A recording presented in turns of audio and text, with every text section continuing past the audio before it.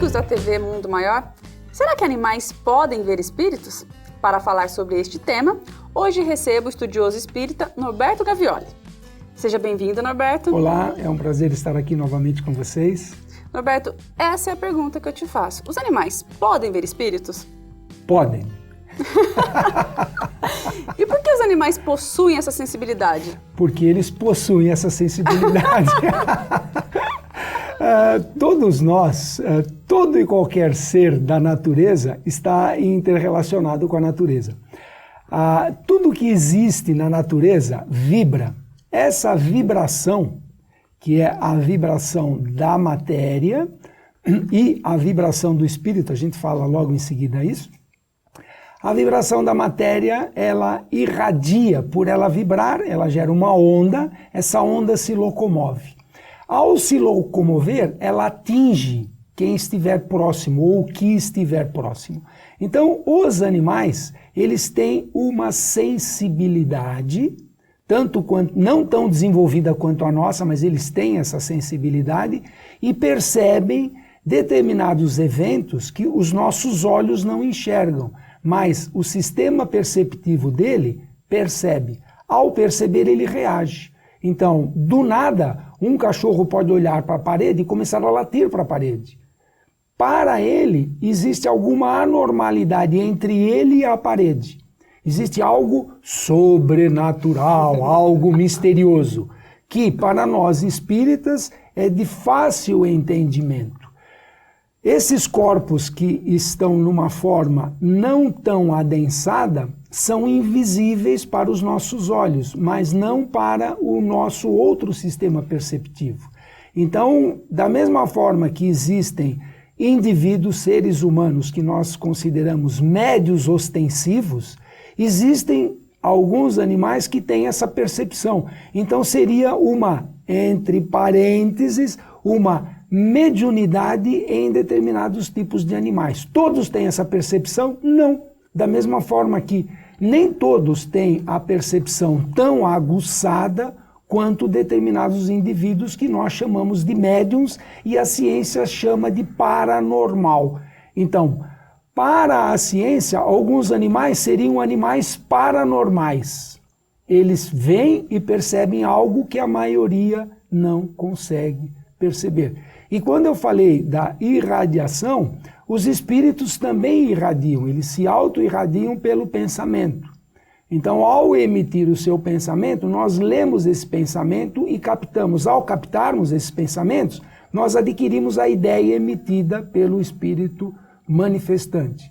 Da mesma forma, o cachorrinho capta essa ideia emitida por um eventual espírito ou um outro animal, o perispírito, né, de um outro animal ou o perispírito de um espírito que se apresente ali. E para aqueles que não conhecem, perispírito é a nossa fumacinha, o nosso fantasminha depois que nós morrermos. Por quê? Porque o espírito sempre está vinculado ao seu espírito para ele poder se manifestar aqui na Terra. Então os animais têm essa percepção, veem espíritos, veem outros animais e reagem com eles.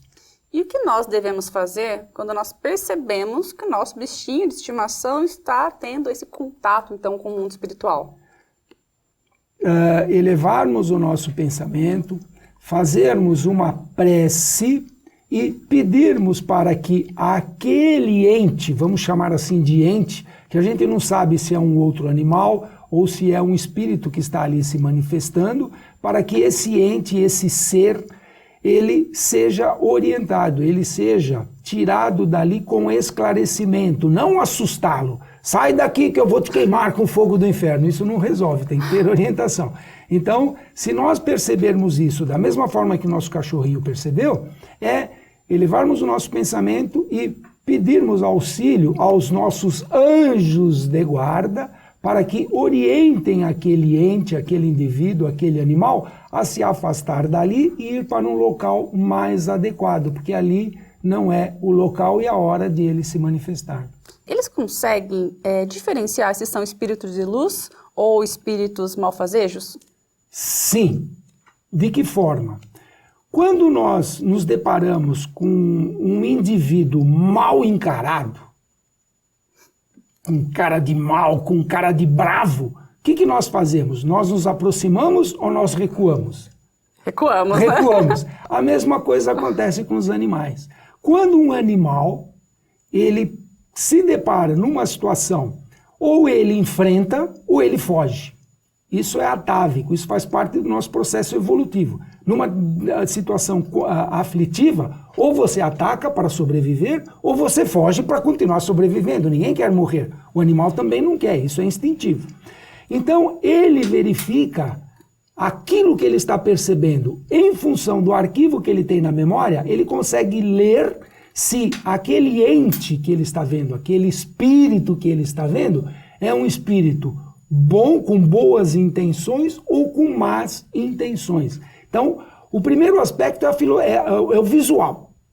Tá? Então, se você encontrar uma pessoa com cara de mal, só cara de mal, mas ao você conversar com ela, vai verificar que ela é uma pessoa dócil, mas ela tem cara de mal, é a cara física dela, mas ela é uma pessoa dócil. Os animais também têm a condição de ler isso daí. Por quê? Porque como a comunicação se faz via pensamento, o que vale é a intenção. Então eu posso ter um aspecto feio, mas com boas intenções. Ou eu posso ter um aspecto bonito e vou te dar um abraço, e antes de dar o abraço, a minha intenção é de te dar um murro. Mas como eu cheguei perto de você sorrindo, você acha que vai ganhar um abraço. Não, eu vou te dar um murro. Então, essa leitura do pensamento é o que nós chamamos de percepção, é o que nós chamamos de intuição. Eu acho que não vai dar certo.